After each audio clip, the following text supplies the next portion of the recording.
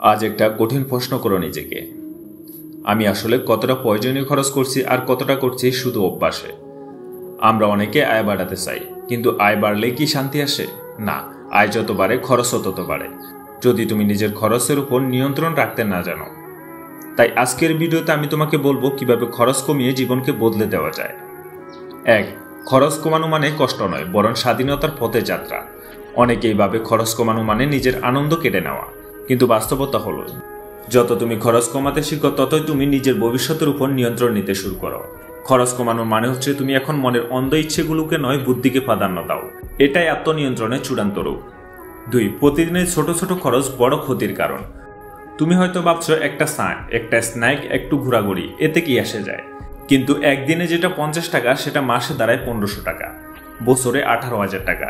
এটাই তোমার এক মাসের বেতন, এটাই খরচ, বা এটাই একটা বড় বিনিয়োগ হতে পারত। তাই টাকা আস্তে আস্তে বের হয়ে যায় এমন ফুটো ধরো, সেটাই তোমার আর্থিক সফলতার বড় বাধা। 3. বাজেট তৈরি করো। হিসাব না রাখলে আয়ের মানে কিছুই না। তুমি যতই আয় করো না কেন, যদি হিসাব না রাখো সব টাকায় বালি হয়ে যাবে। একটা খাতা বা মোবাইল অ্যাপ নাও, প্রতিদিনের খরচ লিখে রাখো। মাসের শেষে তাকিয়ে দেখো তোমার আসল শত্রু কোথায়। বাজেট মানে নিজেকে বেঁধে ফেলা নয়, বরং বাজেট মানে নিজের ভবিষ্যতের জন্য একটি শক্ত ভিত্তি তৈরি করা। 4. প্রয়োজন এবং চাহিদার মধ্যে পার্থক্য বোঝা। আমরা অনেক সময় দরকার না থাকলেও জিনিস কিনি, শুধু ভালো লাগছে বলে। জিনিসটা দরকার কিনা সেটা বাবারও হয়তো সময় দিই না।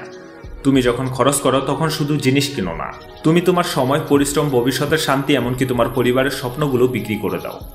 তাই প্রতিবার খরচ করার আগে নিজেকে জিজ্ঞাসা করো, এটা কি সত্যিই দরকার? 5. খরচ কমালে সঞ্চয় বাড়ে। সঞ্চয় মানে স্বাধীনতা। সঞ্চয় মানে শুধু টাকা জমানো না, এটা মানসিক শান্তি, বিপদের দিনে আত্মবিশ্বাস, ভবিষ্যতের বিনিয়োগ। যে মানুষ সঞ্চয় করতে পারে সে আসলে নিজের জীবনের নিয়ন্ত্রণ নিজের হাতে নেয়। বিপদ কখনো বলে আসে না, কিন্তু যারা খরচ কমিয়ে ধৈর্য ধরে সঞ্চয় করে তারা যে কোনো জ্বর সামাল দিতে পারে।